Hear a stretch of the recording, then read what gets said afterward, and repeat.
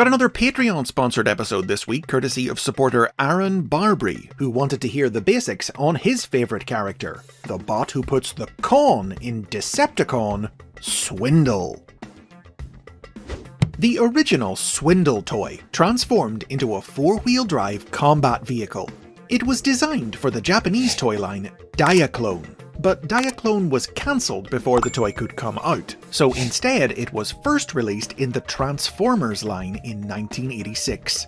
Swindle was a member of the military-themed Decepticon subgroup, the Combaticons. The team could combine into the giant robot Bruticus, with Swindle able to become either one of his arms or his legs.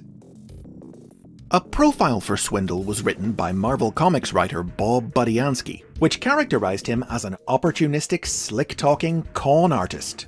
He could sell or trade anything to anyone, a skill he used in his role as the Combaticons' munitions expert, procuring weapons for the team, though the most important thing to the greedy Swindle was his own personal gain. Swindle and the Combaticons were introduced into the original Transformers animated series at the tail end of its second season. Long ago on Cybertron, the team had attempted to overthrow Megatron, and as punishment, they had their personality components removed from their bodies. In the present day, seeking to build his own army, the treacherous Starscream recovered the components and implanted them in refurbished World War II vehicles. The reborn Combaticons initially agreed to follow Starscream, but quickly turned on him and set out to conquer Cybertron. They were eventually defeated by the allied forces of the Autobots and the Decepticons, and were reprogrammed to be loyal to Megatron.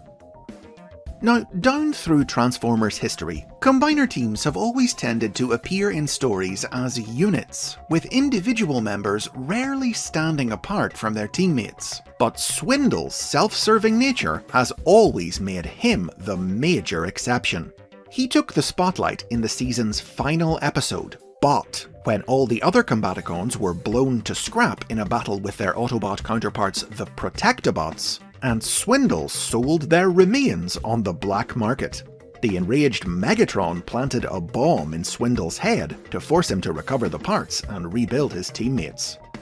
Swindle would also often appear apart from his team in the third season. Notably, he stole the giant Autobot Metroplex's transforming cog, then rather unwisely attempted to bargain with Galvatron for a bigger reward.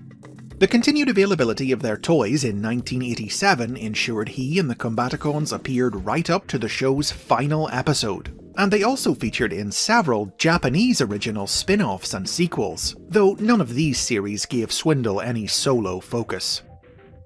In the Marvel comic book, Swindle and the Combaticons were created on Earth, with supplementary stories published in the United Kingdom explaining that the Decepticons had been inspired to build them by a vision of the future from the Autobot Matrix.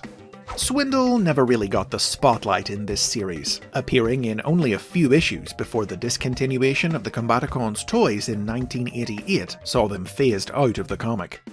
The figures would be re-released, first in 1991 as part of the Classics line in Europe and Australasia, then again in 1993's Generation 2, with Swindle sporting a new purple and red camouflage colour scheme, netting him a brief appearance in Marvel's tie-in comic.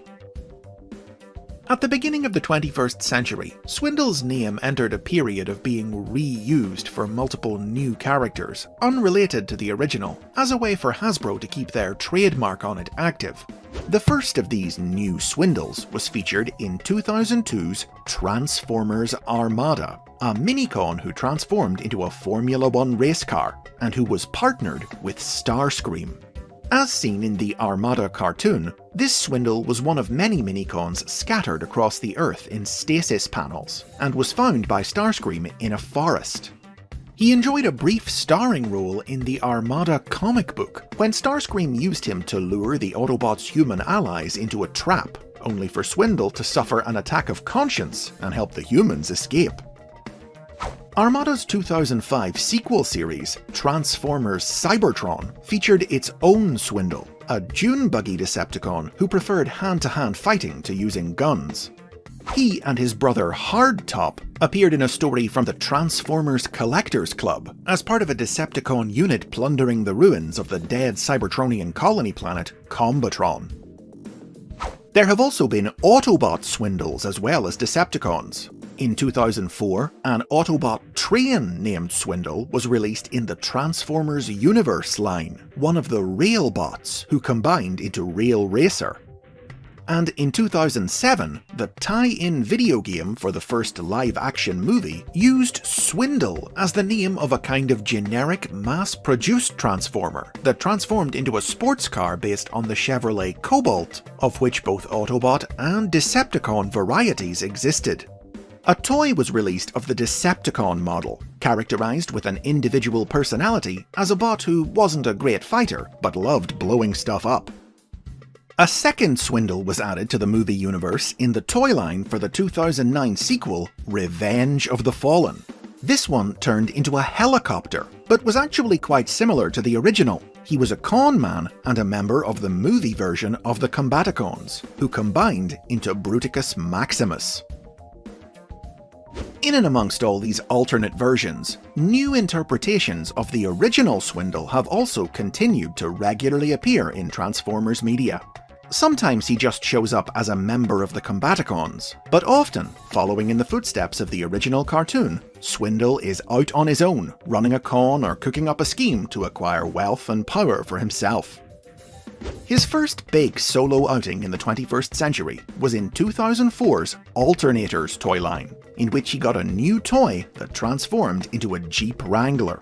When the line was released in Japan, it was accompanied by a story in which Swindle masterminded a plan to unleash a plague of cosmic rust on the Autobots.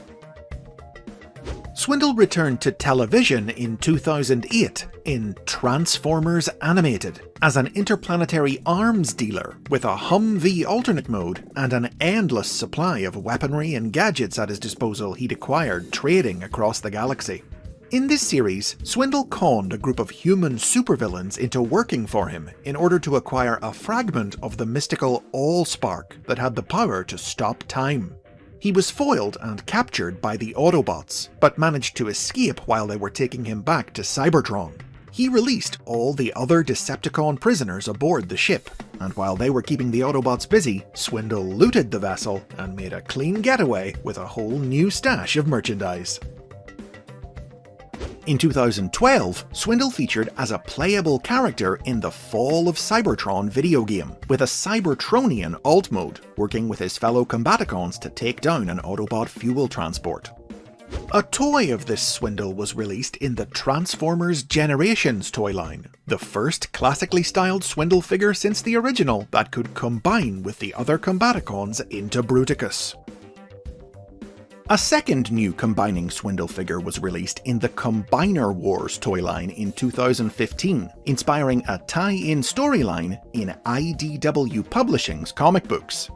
Swindle had been a recurring antagonist in IDW's comics since 2007. He was an interplanetary criminal wanted by Autobot lawman Ultra Magnus for selling Cybertronian technology to alien civilizations. He had briefly smooth-talked his way into the role of leader to a group of Decepticons on Earth, where he had created the Combiner Menasor and fostered anti-Transformer sentiment among humans in order to profit from the unrest by selling them weapons. In Combiner Wars, Swindle was hired by Starscream to use Menasor to stage a false flag attack on the planet Caminus as part of a political scheme, after which Starscream shot Swindle to keep him from exposing his involvement. Seeking revenge, the other Combaticons used the mystical Enigma of Combination to merge with Swindle's comatose body, linking their minds so they could pluck the evidence of Starscream's crimes right out of Swindle's brain. Sadly, things didn't go to plan, as Bruticus rampaged out of control and had to be taken down by the Autobots. With many appearances in other toy lines, comics and games over the years, Swindle remains the preeminent example of a Combiner member who's taken on a life and popularity of his own outside his team. Most recently, he's been appearing in IDW's new rebooted series as the proprietor of a gambling establishment on pre-war Cybertron that serves as a legitimate front for his underground dealings, trading black market goods and intel. Continued proof that wherever there's money to be made, a dirty deal to be done, or a sucker to be conned, that's where you will find Swindle.